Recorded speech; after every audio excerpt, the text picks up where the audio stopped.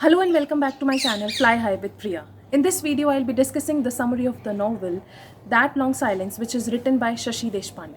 It was her fifth novel and won Sahitya Akademi Award. It is a feminist text in which you can say different women are discussed and how women is treated in the society in general and how husbands treat women in particular is discussed. Now, Jaya is the central character, as the name Jaya, which means victory, is the name which is given by her father. And when she gets married, she is renamed by her husband, who names her Suhasini. Now, you can easily see the contradictory names. Jaya, which stands for victory, whereas Suhasini, which stands for motherly love, or a woman who is very calm and composed. The other characters are Jaya's husband Mohan. Rahul and Rati are the children of this Jaya and Mohan. Kamat is a person whom Jaya had a short affair. Kusum is the niece of Vanita Mami. Vanita Mami is the aunt of this Jaya. Dinkar and Ravi are the brothers of Jaya. Then there is Jija, who is a maid at Dadar flat. Mukta is a widow, and she lives in Dadar flat. She is her neighbor. Now these are the main characters. I will tell you other characters also when they'll come in the novel. Now let's start with the summary. As the novel opens, Jaya tells that it is her story. She is the heroine of this particular novel. And when she describes it, in the very beginning, we come to know about the strained relationship of husband and wife. Jaya explains that they do not share, means the way she explains, we come to know that she's not having a very lovable bond with her husband. She again and again emphasizes this by saying that two bullocks yoke together. Two bullocks who are yoked together, as means they are separate individuals, and as they are husband and wife, so they have to live together, they are living together. Two bullocks yoked together. This word is again and again stressed in this particular novel. Now, as the story develops, she tells that this Mohan has been suspended from his post. He is an engineer in a company, and the allegations of bribery has been put on him, and that's why he has been suspended from his post. Now, because of that, they are facing financial crisis, and they have to shift from their Churchgate house, that was upper middle class house, to a Dadar flat, which was owned by Dinkar, the brother of Jaya, and it is a lower middle class apartment. Now they are shifting there. They have moved to that place. There is a strained relationship, so there is no conversation between the two, means Jaya and Mohan. Their children have gone for vacations with their family friend because they don't want that their children should come to know about whatever is going in their life. Now Jaya is not able to talk with Mohan, and Mohan vice versa. Mohan is not able to talk with Jaya. There is an acute silence between the two. Now what happens, the things go in the memory of Jaya. She thinks about different women. She thinks about her grandmother. She thinks about her Aji. She is a widow, and as she is a widow, she cannot cannot live the way married women live. She dresses in a white dress, means she wears white dress. She is bald. She cannot keep long hair, and she cannot you can say go or attend festivals or do auspicious things. Then she discusses Vanita Mami. Vanita Mami is not able to conceive babies, means she many years have passed and still she is childless, and that's why she's always fasting and prayer. She's fasting and do prayers so that she can get a baby. Means to have a child. It redefines a woman. It defines a woman. Having a child is very important in the society, and if she's not able to give the child to the society, you can say, or the family, she thinks about a girl, Kusum. Now she was the niece of Marita Mami, and she was abandoned by her own husband and her own family. Her children are also not talking to her, and because of that, she's not accepted in the society. Means she's living a very bad life. She's treated badly in the society. And as a woman who is not living with her family or who has been abandoned by her family suffers a lot, through this character Kusum, this is presented. Now she becomes lunatic because of all the treatment, and she dies. Means she commits suicide, and nobody is sad over her demise. Nobody is, means they are happy when this Jaya's mother tells Jaya that she has committed suicide and she has died. So means her way of telling was very normal. Means a person has died and there was no feelings for that person, for that particular person. And now then she switches on to Mukta. Mukta is the neighbor in the Dadar flat, and she is, you can say, she is a widow. She is a widow of Anil, who has died, and now she is leading a very lonely life. She is a teacher, though she has become independent, but she's not happy. She is all the time fasting and doing prayers. I don't know why she is doing so much fasting, what will happen, but she just believes that her life will be good, or whatever is the reason, she keeps on fasting. Means a week is having 7 days, and she fasts for more than 4 days, so this is the lady which is discussed. Now Jija is another character. She is the maid in the Dadar flat, and she also suffers in the hands of males. She was not able to conceive babies, so her husband married again. He remarries, and Jija doesn't say anything. Means she doesn't say anything that her husband is doing bad or good. In fact, she says that as she was not able to give babies, so it is the right of her husband to remarry.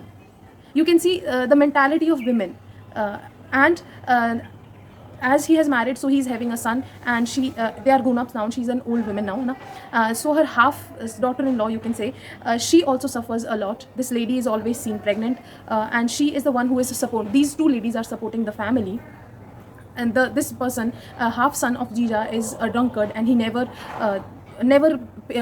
takes responsibility of the family. He's always involved in himself and asks for money.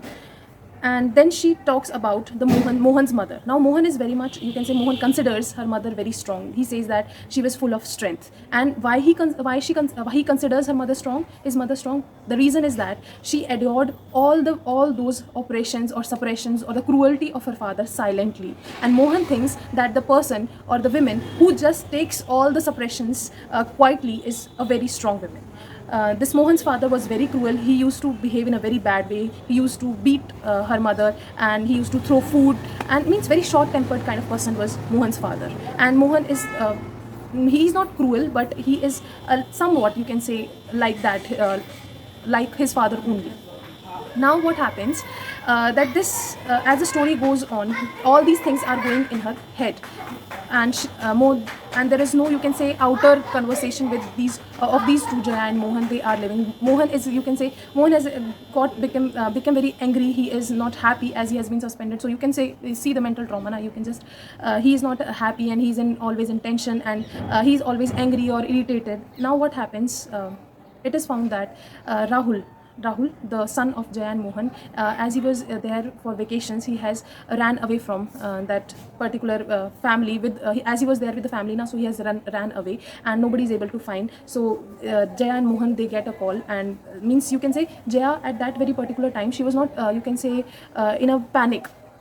She was not an ideal mother or ideal this wife, as she was not able to, you can say, just match with these people. She was alienated. Now why was Jaya like this? The reason was that when she was a child, she was a very curious child. She was very talkative, very eager to know different things, and she used to put so many questions. And this habit of questioning was not liked by her grandmother. She used to say that if you keep on speaking or putting questions like that in front of your in-laws or in front of your husband, you won't be able to live properly. Your life will not be proper. You will have to face different problems. And when she got married with Mohan, so she just took all their thoughts and she just became quiet. Now if a person who is very talkative and he or she suddenly becomes quiet, then you can see now the problem which is there in her head. She accepts the things outwardly, but but she was not able to accept the things inwardly. So she becomes a very changed woman, just to please Mohan and his family. Now what happens, she liked writing when she was in her college, when she was studying, so she used to write a lot. And one day what happens, her some articles were printed in published in a newspaper, in a magazine. And when she shows this to Mohan, Mohan's reaction was not that cool. Means he said that you are sharing your life, private life, with public. You are publicly discussing such issues. You are writing about all these things. So though he hasn't said anything wrong, or his reaction was means he doesn't fight with her or whatever, but his reaction was such, you can say her expressions were, his expressions were such that she's not able, you can say she thinks that he doesn't like writing and I should stop writing, so she stops writing. You can see how she gets so much changed, and because of all these things, as she becomes a very changed woman. Now, in the meantime, what happens, as they were living in the Dadar flat, so she goes for shopping in the market. She meets Ravi. Ravi is the brother of Jaya, and he tells that he knows many people in Sachivalaya and he'll be helping Mohan. And Mohan will get out from that situation. So when she comes back home, she tells that I met Ravi and he said so. So Mohan at that very point was not happy with Jaya. He thought that means it is not good for his reputation, and there is a fight between them, and he said, whatever I have been doing from these years, since from last whatever years, means 12-13 years, I have been doing for you and your children. So when he says that you and your children, Jaya starts laughing, and because of that Mohan becomes very angry, and there is a dispute between the two, and Mohan leaves the house.